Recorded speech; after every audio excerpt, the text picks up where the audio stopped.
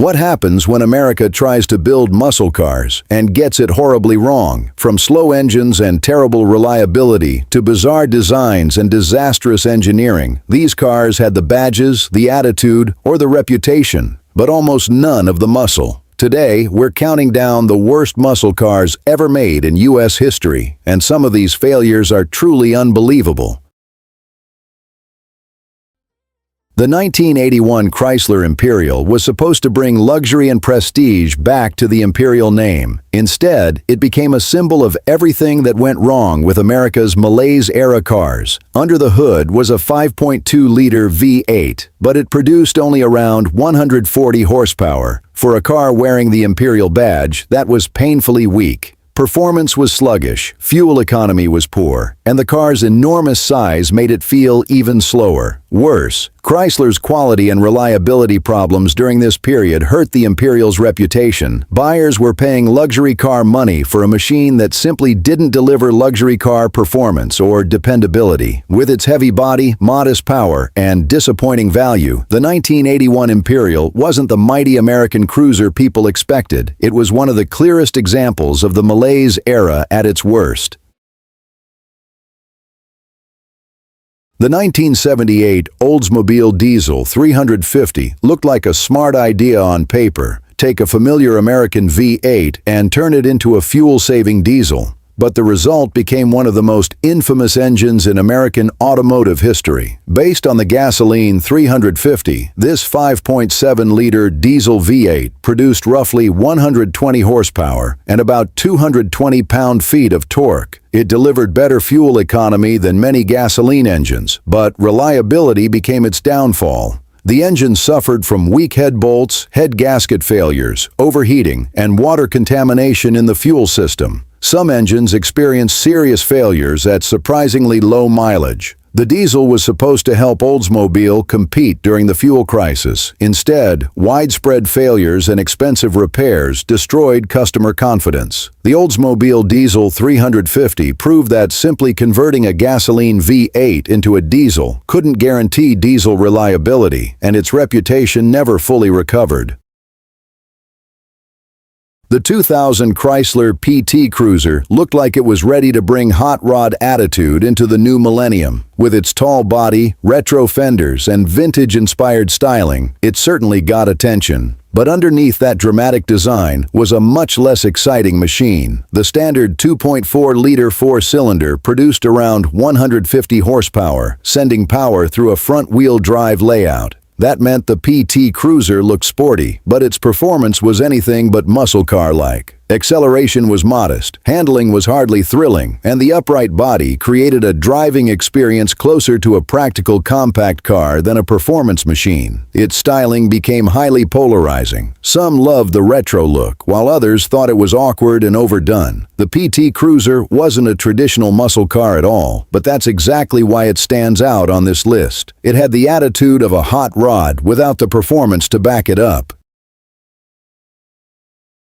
The 2001 Pontiac Aztek was supposed to be a bold new kind of American vehicle, part SUV, part family car, and part lifestyle machine. Instead, its styling became one of the biggest jokes in Pontiac history. Under the hood, the Aztek used a 3.4-liter V6 producing about 185 horsepower. That was enough for everyday driving, but hardly exciting for a vehicle marketed with Pontiac's sporty image. The real problem was its strange, bulky design. The awkward body lines and oversized plastic cladding turned away many potential buyers. While the driving experience offered little excitement in return, sales fell far short of expectations, and the Aztek became infamous as one of America's most criticized automotive designs. It wasn't a muscle car in the traditional sense, but for a Pontiac wearing a performance-oriented badge, the Aztek had almost none of the attitude or excitement enthusiasts expected. The 1980 Chevrolet Citation was supposed to be a modern answer to America's changing automotive market. It was compact, front-wheel drive, and fuel-efficient, but early quality problems quickly turned it into a headache for many owners. Under the hood, the Citation could be equipped with a 2.8-liter V6 producing around 115 horsepower. That wasn't much power, especially for a car carrying Chevrolet's sporty image. More damaging were reports of poor build quality, electrical problems, transmission issues, and other reliability complaints. The Citation also became part of a major recall involving its braking system. What makes it especially disappointing is that Chevrolet sold the Citation as a modern, innovative car, yet its early problems damaged customer confidence. For a brand known for performance legends, the Citation was a very different story: slow, troublesome, and hardly worthy of muscle car status.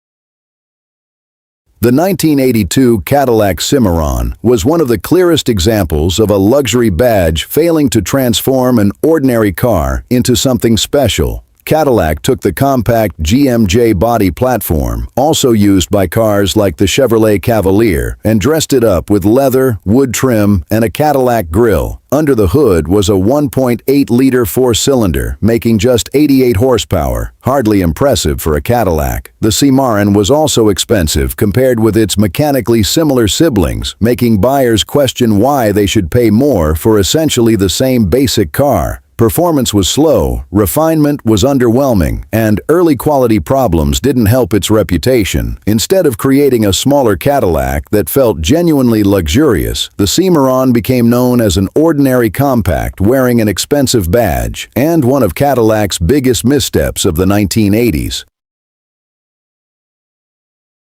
The 1971 Ford Pinto was built to be cheap, compact, and economical, not a muscle car, but it earned a notorious place in American automotive history for reasons that had nothing to do with performance. Under the hood, the Pinto could use a 2.0-liter four-cylinder producing roughly 100 horsepower, making it painfully slow compared with genuine American muscle cars. Its biggest controversy involved the fuel tank and rear-end collisions. Under certain crash conditions, the tank could rupture, creating a serious fire risk. This led to lawsuits, recalls, and years of public criticism. The Pinto's lightweight construction and basic engineering were understandable for an economy car, but its safety reputation became impossible to ignore. So why include it among the worst? Because the Pinto represents the opposite of what muscle car enthusiasts wanted: minimal performance, basic engineering, and a safety controversy that overshadowed the entire car. The 1975 AMC Pacer was one of the strangest American cars ever built. AMC wanted it to be futuristic, practical, and different, but its unusual shape didn't translate into exciting performance. The Pacer could be equipped with a 4.2-liter or 3.8-liter inline-six, but even the larger engine produced only around 120 horsepower in its early form. That meant this wide, heavy compact wasn't exactly quick. Its massive glass area and distinctive bubble-shaped body made it instantly recognizable, but the extra weight hurt both performance and fuel economy. And when fuel prices were rising, that was a serious problem. The Pacer eventually became famous for its bizarre appearance rather than its driving ability. It wasn't a muscle car, and that's the point. For an era obsessed with American performance, the Pacer was almost the complete opposite: weird, heavy, thirsty, and painfully slow.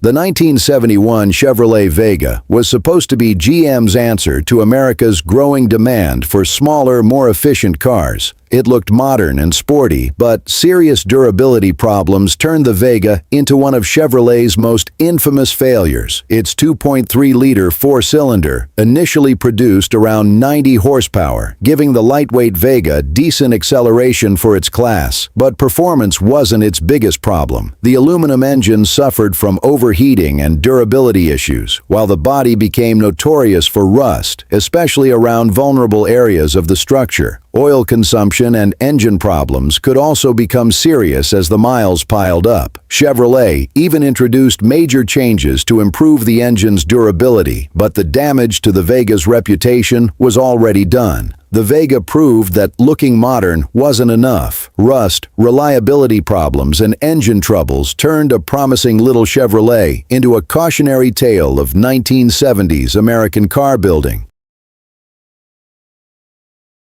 The 1958 Ford Edsel was supposed to be Ford's next big success. Instead, it became one of the most famous automotive failures in American history.